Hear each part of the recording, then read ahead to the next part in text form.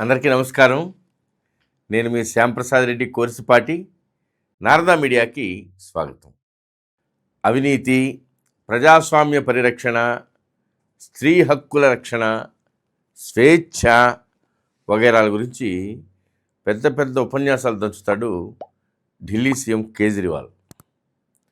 ఈయన పెద్ద శుద్ధపూసని. ఈయన గనక ఎన్నికల ప్రచారంలో పాల్గొనకపోతే ప్రజాస్వామ్యానికి తీరని నష్టం వాటిల్లుతుందని నమ్మి లిక్కర్ స్కామ్లో చిక్కి జైలు ఊచల లెక్కబెడుతున్న ఈయనకు మన సుప్రీంకోర్టు మధ్యంతర బెయిల్ ఇచ్చింది. ఆ తెల్లారే కేజ్రీవాల్ని కలవడానికి స్వాతి మాలివాల్ అనే ఆప్ మహిళా ఎంపీ ఈయన ఇంటికి వెళ్ళింది. డ్రాయింగ్ రూమ్లో కూర్చుని కేజ్రీవాల్ కోసం వెయిట్ చేస్తూ ఉంటే స్వాతి మాలివాల్ని కేజ్రీవాల్ పిఏ లైంగికంగా వేధించాడు. బిత్తరపోయినటువంటి స్వాతి వెంటనే అక్కడి పోలీస్ ఎమర్జెన్సీ డైలింగ్ నెంబర్ 112కి, అంటే మనకు 100 ఎట్లాగో వాళ్ళకి ఎట్లా 112కి కాల్ చేశారు.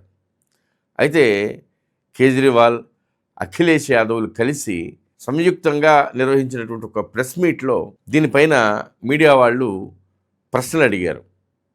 అలా వాళ్ళు ప్రశ్నలు అడుగుతూ ఉంటే మైకు పక్కనున్న అఖిలేష్ యాదవ్ వైపుకి నెట్టేశాడు కేజ్రీవాల్.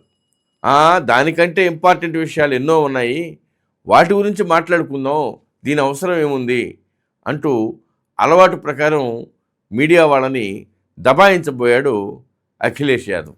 కానీ మీడియా పట్టువదలకపోవడంతో ఇద్దరూ కలిసి సైలెంట్గా మైక్ని సైడ్ చేసేశారు. మరోవైపు కాంగ్రెస్ నాయకురాలు ప్రియాంక గాంధీ కూడా ఈ అంశంపైన చాలా సున్నితంగా స్పందించారు. ఈ అంశంపైన ఆప్ పార్టీ నాయకులు తమలో తాము అంతర్గతంగా చర్చించుకుని తగిన నిర్ణయం తీసుకుంటారని సింపుల్గా ముక్తాయించారు. లైంగిక వేధింపులకు గురైంది ఒక సాధారణ మహిళ కాదు, స్వయాన ఒక ఎంపీ. ఒక ఎంపీకి, అందున సీఎం స్వగృహంలోనే ఇంత పెద్ద అవమానం జరిగిందంటే తరచూ సీఎంని కలవడానికి వచ్చేటువంటి ఆ పార్టీలోని సాధారణ మహిళా కార్యకర్తల సంగతి ఏంటి?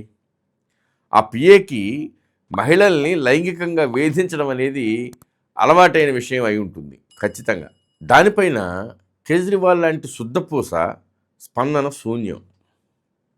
అయిందానికి కాందానికి నానా హడావుడి చేసే ఆ పార్టీ మిత్రపక్షాల స్పందన కూడా శూన్యం.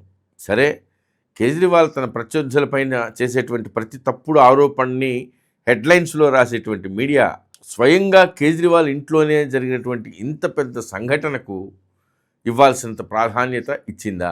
అది లేదు. ఇది వీళ్ళ నిబద్ధత, ఇది వీళ్ళ నిజాయితీ. ఈ దొంగల ముఠా అంతా కలిసి మోడీని ఓడించి దేశాన్ని దోచుకోవాలని ఆశపడుతున్నారు. పహరా హుషార్. భారత్ మాతాకి జై.